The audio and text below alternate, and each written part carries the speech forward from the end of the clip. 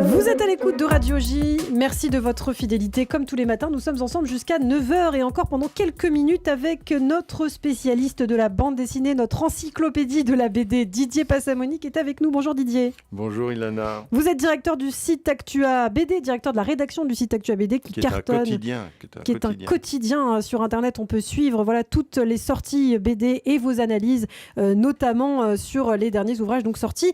Et ce matin, Didier, vous continuez à nous faire découvrir en cette période estivale quelques perles de la bande dessinée israélienne que l'on peut lire pendant nos vacances. Qu'est-ce que vous nous proposez aujourd'hui ? Je vous propose Tzav 8 ou Tzav 8, je ne sais pas comment on pourrait le prononcer, de Gilad Shalictar. Vous en avez entendu parler ? Oui, j'ai acheté la BD. Mais je vais vous répondre non pour que vous puissiez faire votre développement. Non, mais vous pouvez me répondre oui. C'est peut-être que certains de nos auditeurs n'en ont pas entendu parler, eux. Et donc,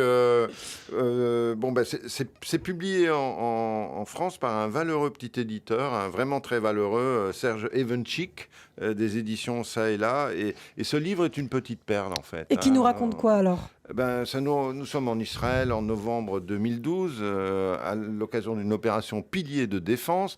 Les réservistes sont mobilisés par l'armée. Et Gilad Shalictar, qui est mobilisé, il va un peu en traînant les pieds, que peut un artiste dans un pays perpétuellement en guerre, à part rêver. Gilad Shalictar est illustrateur, auteur de bande dessinée en Israël. C'est un auteur débutant à ce moment-là. Il produit surtout pour le marché étranger. Puis donc, le téléphone sonne, c'est l'armée, le dessinateur est mobilisé. Et c'est rien de bien terrible, même si sporadiquement les missiles tombent à ce moment-là sur l'État d'Israël. Il s'agit d'accompagner à vie afin de traquer les réservistes oublieux ou récalcitrants. C'est particulier, ça. On en parle quand même assez rarement. Oui, absolument, Ilana. Et puis, nombre de ces appelés sont partis sans laisser d'adresse à l'armée, histoire qu'ils ne soient pas trop poursuivis, alors qu'ils savent qu'ils vont être appelés à tout moment. C'est une des règles en Israël. Ils se planquent en espérant que l'alerte passe vite. Ils peuvent toujours prétexter qu'ils n'avaient pas reçu la convocation à temps. Mais Tsahal a trouvé la parade. Et la parade, c'est que ce sont d'autres réservistes qui sont mobilisés pour traquer les mauvais patriotes en faisant des enquêtes de voisinage, en pistant des indices et pour au final les retrouver. Le duo atypique, accompagné d'un gros chien au cas où les contrevenants, ce qui reçoivent une injonction, un document qui porte justement le nom de Tzav 8. Et donc, ce document leur donne 4 heures pour rejoindre leur unité. C'est un truc sérieux quand même. Et au cas où ils se montrent un peu agressifs, ils ont un gros molosse avec eux. Comme ça les protège.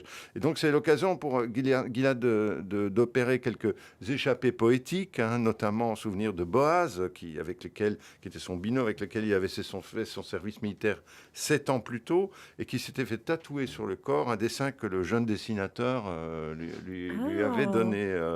Un sentiment étrange d'ailleurs que de voir son personnage lui échapper, de devenir le prisonnier de la peau d'un ancien binôme. Et donc ça donne un élégant entrelac de pages tantôt prunes, tantôt saumon, tantôt bleuté.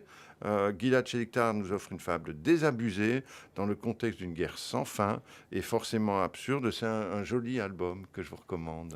C'est Tzav 8, Tzav 8 par Gilad Shalictar aux éditions Ça et Là. C'est ça. Merci beaucoup Didier Passamoni, qu'on découvre donc ces auteurs de BD israéliennes tous les matins cet été sur Radio J. À demain. À demain.